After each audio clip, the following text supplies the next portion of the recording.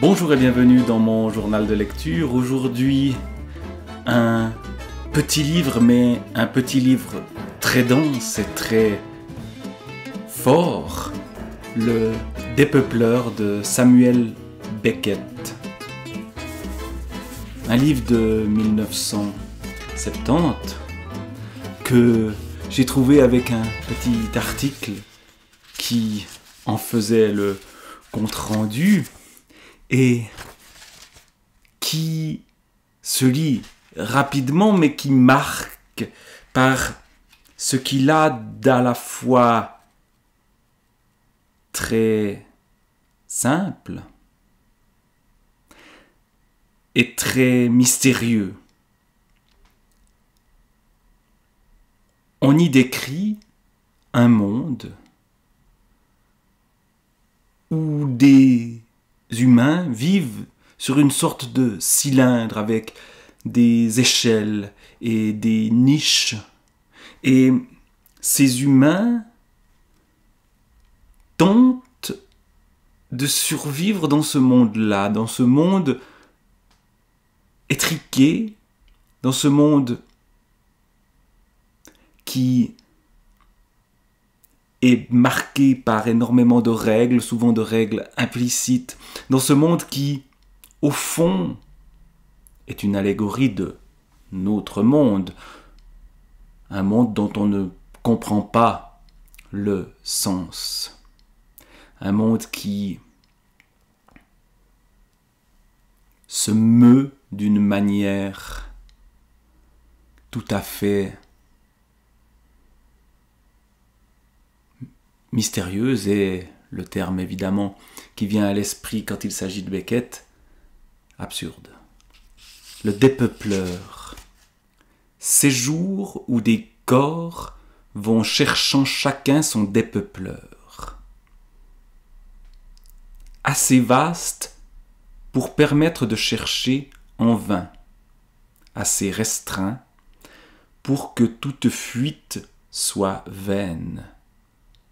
Intéressant ce terme de dépeupleur. Qu'est-ce qu'un dépeupleur? Ce qui ôte le peuple, cet espace où on cherche en vain et où on ne peut pas fuir. Encore une fois, métaphore ou allégorie ou image de notre monde, peut-être. Ça n'est pas dit de manière explicite, mais quand même. Il s'agit de la condition humaine, sans doute. C'est l'intérieur d'un cylindre surbaissé, ayant 50 mètres de pourtour et 16 de haut pour l'harmonie.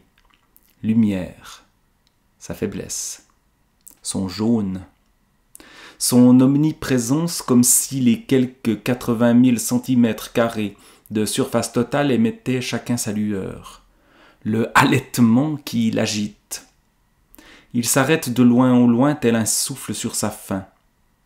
Tous se figent alors. Leur séjour va peut-être finir. Au bout de quelques secondes, tout reprend. Conséquence de cette lumière pour l'œil qui cherche. Conséquence pour l'œil qui, ne cherchant plus, fixe le sol ou se lève vers le lointain plafond où il ne peut y avoir personne. Température. Une respiration plus lente la fait osciller entre chaud et froid. Elle passe de l'un à l'autre extrême en 4 secondes environ. Elle a des moments de calme plus ou moins chaud ou froid. Ils coïncident avec ceux où la lumière se calme. Tous se figent alors. Tout va peut-être finir. On voit déjà cette répétition. Tous se figent alors. Tout va peut-être finir. Même si ce monde est étrange, même si on y cherche son dépeupleur, tout va peut-être finir. Et cela fige les corps. Au bout de quelques secondes, tout reprend. Conséquence pour les peaux de ce climat. Elles se parcheminent. Les corps se frôlent avec un bruit de feuilles sèches. Les muqueuses elles-mêmes s'en ressentent. Un baiser rend un son indescriptible. Ceux qui se mêlent encore de copuler n'y arrivent pas. Mais ils ne veulent pas l'admettre. Sol et murs sont en caoutchouc dur ou similaire. Heurtés avec violence du pied ou du poing ou de la tête, ils sonnent à peine. C'est dire le silence des pas. Les seuls bruits dignes du nom proviennent du maniement des échelles et du choc des corps entre eux, ou d'un seul avec soi-même, comme lorsque soudain à toute volée, il se frappe la poitrine. Ainsi subsiste chair et eau. Échelle. On voit que le texte est rythmé par des lieux, des aspects de ce lieu. Il y avait avant température. Il y a maintenant échelle. Les échelles, qu'est-ce qu'elles viennent faire ici? Ce sont les seuls objets. Très variés quant à la taille, elles sont simples, sans exception. Les plus petites n'ont pas moins de 6 mètres. Plusieurs sont à coulisses. Elles s'appuient contre le mur de façon peu harmonieuse. Debout au sommet de la plus grande, les plus grands peuvent toucher le plafond du bout des doigts. Sa composition est donc connue à l'égal de celle du sol et du mur. Heurté avec violence d'un échelon, il sonne à peine. Ces échelles sont très demandées. Au pied de chacune, une petite file d'attente toujours ou presque. Il faut cependant du courage pour s'en servir, car il leur manque à toutes la moitié des échelons, et cela de façon peu harmonieuse. S'il n'en manquait qu'un sur deux, le mal ne serait pas grand. Mais l'absence de 3 à la file oblige à des acrobaties. N'empêche que ces échelles sont très demandées et ne risquent pas d'être réduites à l'état de simples montants reliés uniquement à la base et au sommet, car le besoin de grimper est trop répandu. Ne plus l'éprouver est une délivrance rare. Les échelons manquants sont entre les mains d'un petit nombre de privilégiés.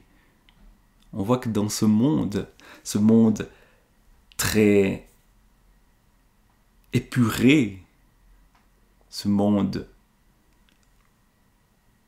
froid, même si les températures changent, ce monde dans ce cylindre, il y a une hiérarchie sociale qui se crée d'emblée. Il y a des privilégiés.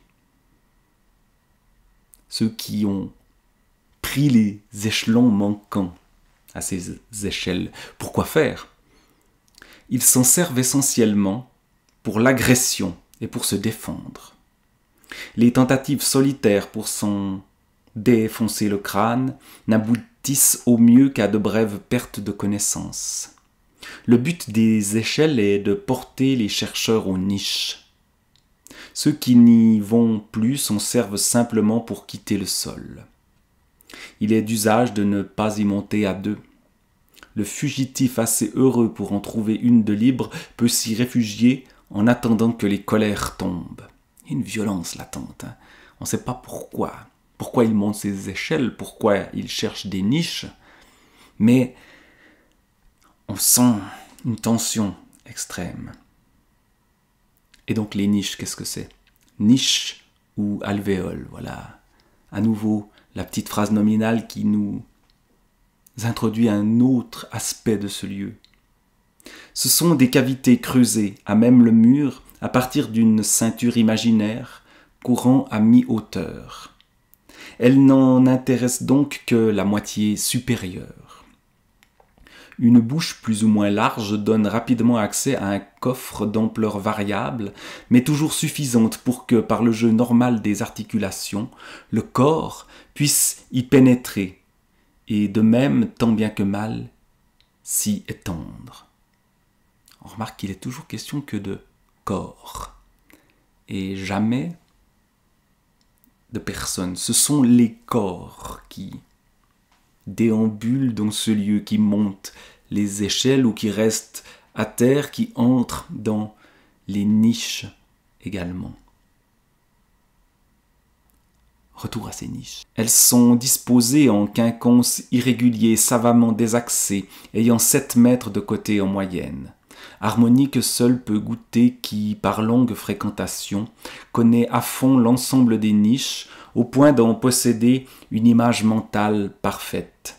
Or il est douteux qu'un tel existe, car chaque grimpeur a ses niches de prédilection, et évite autant que possible de monter dans les autres. Certaines sont reliées entre elles par des tunnels pratiqués dans l'épaisseur du mur et pouvant atteindre jusqu'à 50 mètres. Mais la plupart n'ont pas d'autre sortie que l'entrée.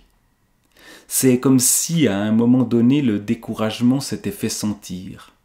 À noter à l'appui de cette vue de l'esprit l'existence d'un long tunnel abandonné en cul-de-sac. Malheur au corps qui s'y aventure, à la légère, et doit, au bout d'un long effort, rebrousser chemin comme il peut, en rampant à reculons. Ce drame, à vrai dire, n'est pas l'apanage du tunnel inachevé. Il n'y a qu'à considérer ce qui fatalement va se produire lorsque, dans un tunnel normal, par les bouts opposés, 2 corps s'engagent en même temps. Niches et tunnels sont soumis au même éclairage et au même climat que l'ensemble du séjour. Voilà un premier aperçu du séjour. Ce terme de séjour, de lieu, comme une sorte d'enfer, où les corps errent, rampent, grimpent et cherchent à se protéger. Eh bien, ce monde enferme ces corps où chacun cherche son dépeupleur. Terme qui reste mystérieux. Monde de promiscuité aussi, si je lis un petit bout de la suite. Un corps par mètre carré, soit un total de 200 corps chiffreront. Parents proches et lointains ou amis plus ou moins, beaucoup en principe se connaissent. L'identification est rendue difficile par la presse et par l'obscurité. Vus sous un certain angle, ces corps sont de 4 sortes. Premièrement, ceux qui circulent sans arrêt. Deuxièmement, ceux qui s'arrêtent quelquefois. Troisièmement, ceux qui, à moins d'en être chassés, ne quittent jamais la place qu'ils ont conquise et, chassés, se jettent sur la première de libre pour s'y immobiliser de nouveau. Cela n'est pas tout à fait exact, car si chez ces derniers, ou sédentaires, le besoin de grimper est mort, il n'en est pas moins sujet à d'étranges résurrections. Le quidam quitte alors son poste et part à la recherche d'une échelle libre où se joint à la file d'attente la moins longue ou la plus proche. À vrai dire, il est difficile aux chercheurs de renoncer à l'échelle. Ce sont paradoxalement ces sédentaires qui troublent le plus par leur violence le calme du cylindre. Quatrièmement, ceux qui ne cherchent pas, ou non-chercheurs assis pour la plupart contre le mur dans l'attitude qui arracha à Dante un de ses rares pâles sourires. Tiens, l'idée d'enfer que j'évoquais avant, et ce nom de Dante qui apparaît ici,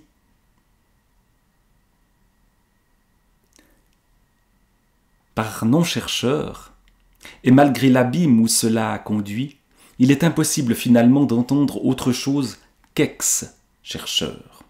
Pour faire perdre à cette notion une partie de sa virulence, il suffit de supposer le besoin de chercher non moins ressuscitable que celui de l'échelle, et aux yeux, selon toute apparence à jamais baissés ou clos, l'étrange pouvoir de s'enfiévrer soudain de nouveau parmi les visages et les corps. Mais il en restera toujours assez pour abolir chez ce petit peuple, à plus ou moins longue échéance, jusqu'au dernier vestige de ses ressorts.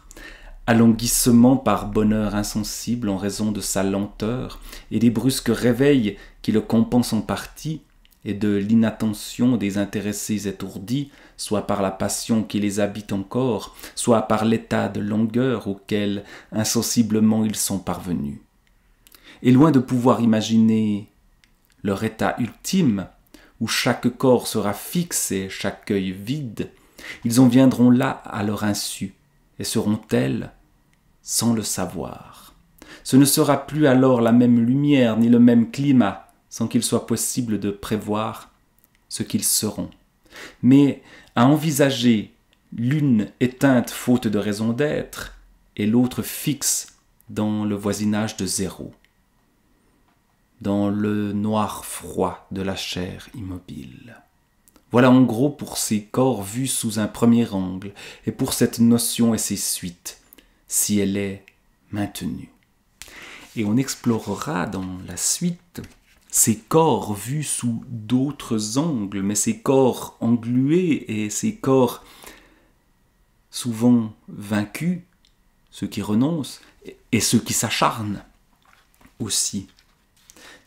Et toutes les règles, les conventions de ce monde-là. Chacun y cherche son dépeupleur, sans trop savoir, ou du moins sans que j'aie très bien compris de quoi il s'agissait.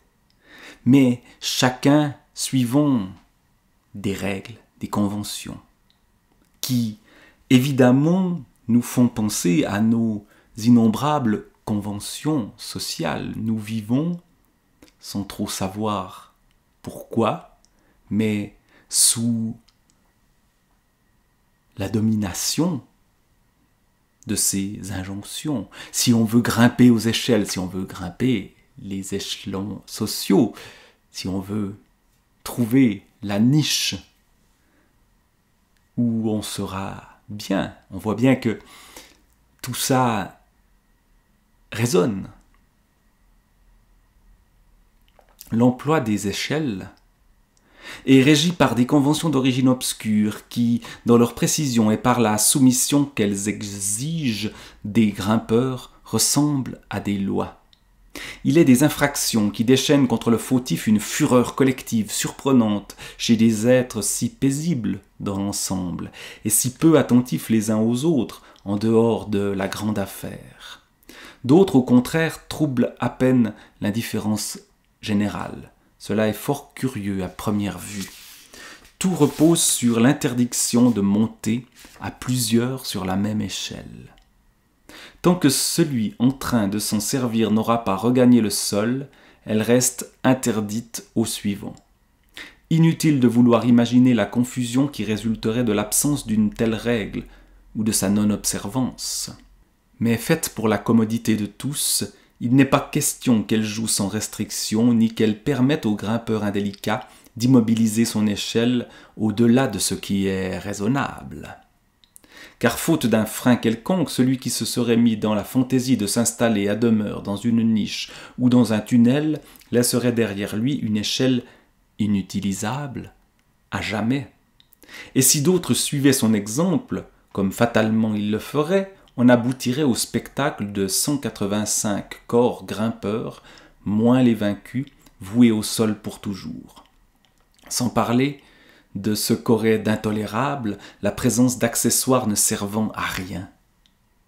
Il est donc convenu que passé un certain délai difficile à chiffrer, mais que chacun sait mesurer à une seconde près, l'échelle redevienne libre, c'est-à-dire à la disposition dans les mêmes conditions de celui dont c'est le tour de monter facilement, reconnaissable à sa position en tête de queue, et tant pis pour l'abuseur. La situation de ce dernier ayant perdu son échelle est délicate en effet, et il semble exclu a priori qu'il puisse jamais revenir au sol. Il y arrive heureusement tôt ou tard, grâce à une autre disposition selon laquelle en toutes circonstances la descente a priorité sur la montée. Il n'a donc qu'à guetter à la bouche de sa niche qu'une échelle vienne se présenter pour l'emprunter en toute quiétude et avec l'assurance de celui en bas sur le point, voire en train de monter, lui cédera le pas. Le pire qu'il risque est que son attente soit longue à cause de la circulation des échelles.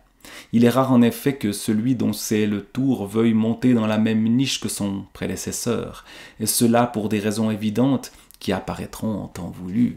Encore une fois, une nouvelle règle va apparaître, une saturation de ces règles qui font que certains renoncent, certains restent au sol et ne grimpent plus aux échelles, du moins pendant un certain temps. Et donc on nous décrit, Samuel Beckett nous décrit avec extrêmement de précision ce lieu fascinant et terrible du dépeupleur.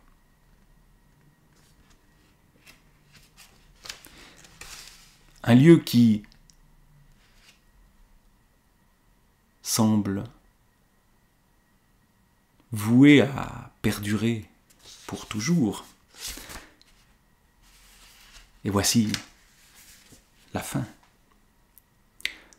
Ainsi de suite à l'infini, jusqu'à ce que vers l'impensable fin, si cette notion est maintenue, seul un dernier cherche encore par faibles à-coups.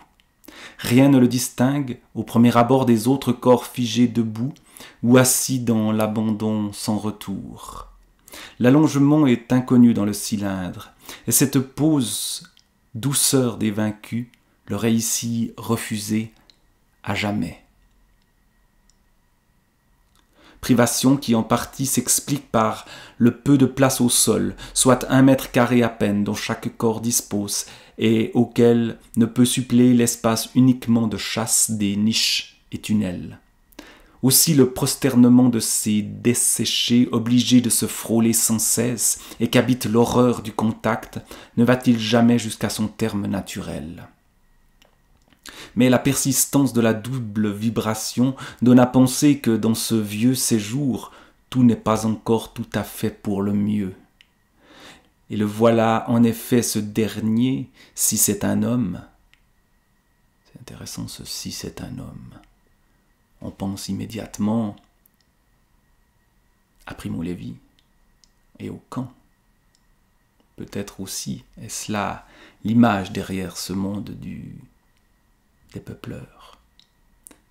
Et le voilà en effet ce dernier, si c'est un homme qui lentement se redresse et au bout d'un certain temps rouvre les yeux brûlés. Au pied des échelles dressées contre le mur de façon peu harmonieuse, nul grimpeur n'attend plus.